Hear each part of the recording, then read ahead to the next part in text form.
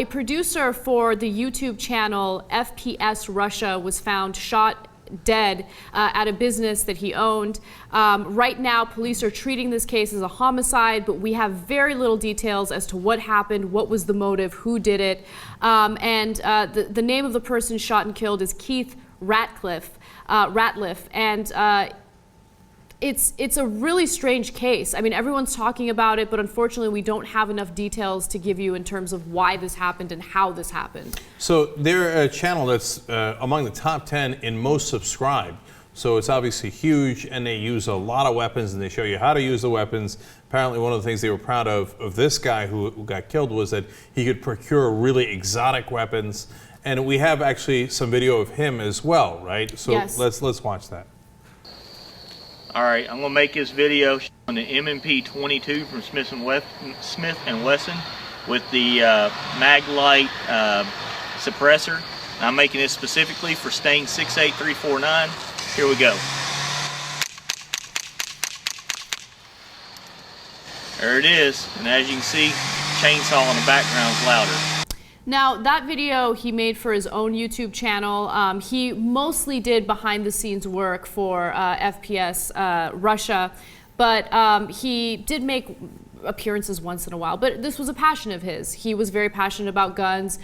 He made his own guns, which was kind of interesting. And apparently, when he was shot and killed, a lot of the guns he had made were all around him. In fact, the main host of that channel, Dimitri, said that he was surprised that he had not fired back, so he thinks, you know, and this is all speculation, of course, that perhaps it was someone that he knew, otherwise he would have fired back. But you don't know that. I mean, that's the whole point. I mean, the idea is, well, guns will protect you.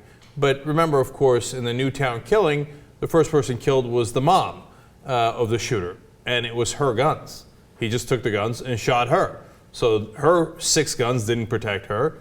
Now, we don't know what happened with Keith Ratliff, and I feel sick about what's happened to him under any circumstance. Yeah. And they're all broken up about it. And it's, I mean, if something happened to somebody we work with, I'd be devastated too. So I feel terrible for them. Yeah, I mean, he's leaving behind a wife and a 2-year-old. It's a devastating story. And we hear these stories far too often. You know, this story is getting a lot of attention because he works for a gun-oriented YouTube channel. But many people in this country have been shot and killed since the Newtown tragedy, and over 600 since the Newtown tragedy died in gun violence. So now that's the quiet massacre that happens every single day throughout the country, okay?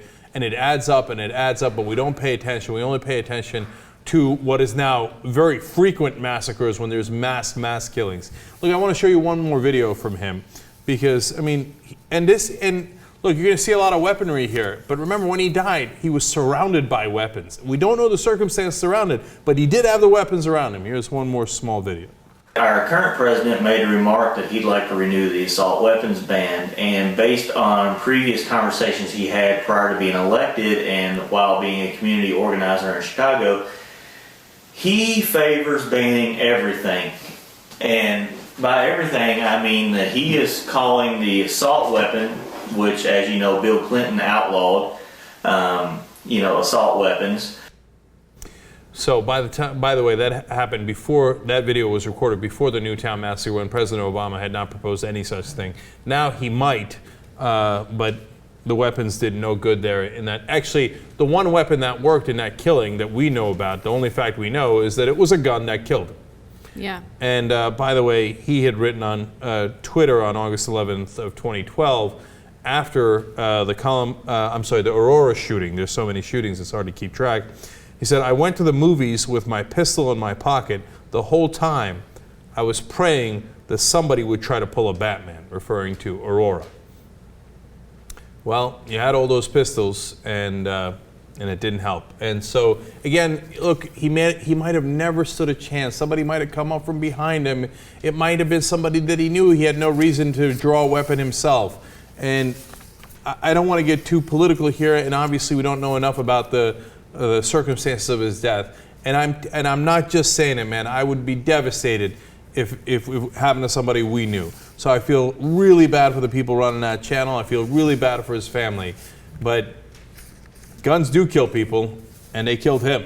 And could they have done the same thing with other things, a rope, a knife, etc.? It would have been a hell of a lot harder.